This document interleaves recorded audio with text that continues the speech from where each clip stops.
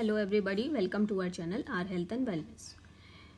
Today we are going to discuss about the further part of the chapter Materials, Metals and Non-Metals. तो इस category में सबसे पहले आ जाती हैं आपके डिस्प्लेसमेंट रिएक्शंस. डिस्प्लेसमेंट रिएक्शंस आपका रिएक्टिविटी सीरीज ऑफ मेटल्स के ऊपर बेस्ड है, जो हमने अभी पहले पार्ट 3 में डिस्कस करी थी. इसमें क्या है कि a more reactive metal displaces a less reactive metal from its salt solution. मतलब जो ज़्यादा रिएक्टिव मेटल होगा, जो रिएक्टिविटी सीरीज में ऊपर होगा, वो नीचे वाले मेटल के सॉल्ट में से उस मेटल को डिस्प्लेस कर देगा. उसको अभी डिस्कस करते हैं. This means that when a more reactive metal, जब more reactive metal is placed in a salt solution of less reactive metal, मतलब लेस रिएक्टिव मेटल का सॉल्ट है और उसमें आपने मोर रिएक्टिव मेटल को प्लेस कर दिया, डाल दी. तो जो मोर रिएक्टिव मेटल है वो लेस रिएक्टिव मेटल को पुश आउट कर देगा और खुद सॉल्ट बना लेगा. The more reactive metal becomes a part of the salt, salt का पार्ट बन जाएगा और लेस रिएक्टिव मेटल फ्री हो जाता है. अब इसको हम कुछ एग्जाम्पल से डिस्कस करते हैं. फर्स्ट ऑफ ऑल आ जाता है आपका reaction of iron metal with copper sulphate solution. When a strip of iron metal और एन आयरन नेल, अगर आप कोई आयरन मेटल की स्ट्रिप या आयरन नेल को कॉपर सल्फेट सॉल्यूशन में कुछ समय के लिए रखते हैं, तो जो blue colour copper sulphate solution का टिपिकल होता है वो फेड हो जाता है और कॉपर मेटल की रेड ब्राउन कलर की कोटिंग आयरन स्ट्रिप या आयरन नेल के ऊपर डिपॉजिट हो जाती है. इस रिएक्शन को हम ऐसे डिस्कस कर सकते हैं. Copper sulphate blue solution plus iron, that leads to formation of iron sulphate which is a greenish solution and copper which is red brown in colour. इस केस में जो सॉल्यूशन ग्रीनिश कन्वर्ट हो जाता है due to the formation of iron sulphate.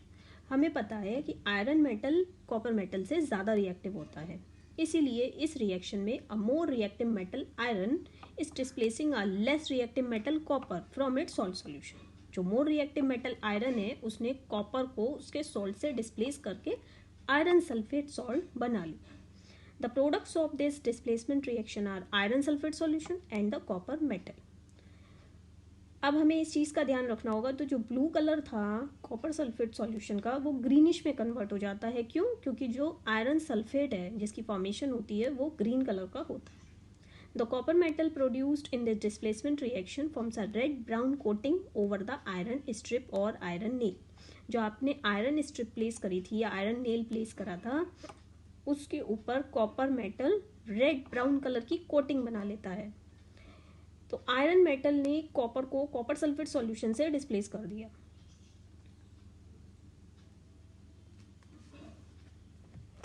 अब इसको हम एक एक्टिविटी के थ्रू डिस्कस कर सकते हैं.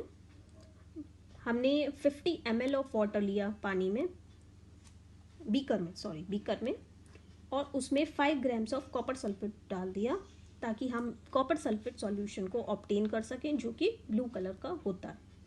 उसके अंदर हमने डाला एक क्लीन आयरन नेल बीकर में और उस बीकर को अनडिस्टर्ब्ड, बिल्कुल अनडिस्टर्ब छोड़ दिया कुछ समय के लिए.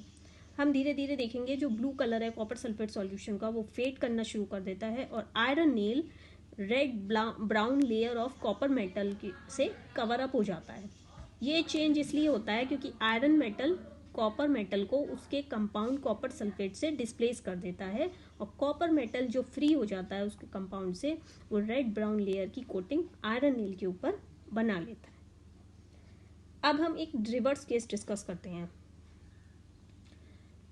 अब अगर हम आयरन सल्फेट में कॉपर को प्लेस कर देंगे तो कोई रिएक्शन नहीं होगी. क्यों? क्योंकि कॉपर मेटल आयरन मेटल से कम रिएक्टिव होता है. तो जो अगर कम रिएक्टिव मेटल ज़्यादा रिएक्टिव मेटल के सॉल्ट से उसको डिस्प्लेस नहीं कर सकता. नेक्स्ट हम डिस्कस करेंगे reaction of zinc metal with copper sulphate solution. ये बिल्कुल सिमिलर हो जाती है जैसे आयरन की कॉपर सल्फेट सॉल्यूशन के साथ रिएक्शन थी. जब आप जिंक मेटल की स्ट्रिप को कॉपर सल्फेट सॉल्यूशन में कुछ समय के लिए रखते हैं तो जो ब्लू कलर है कॉपर सल्फेट सॉल्यूशन का वो फेड कर जाता है, बिल्कुल वैसे ही जैसे आयरन के केस में था. और जो रेड ब्राउन कॉपर मेटल है वो जिंक स्ट्रिप के ऊपर डिपॉजिट हो जाता है. इस रिएक्शन को हम ऐसे लिख सकते हैं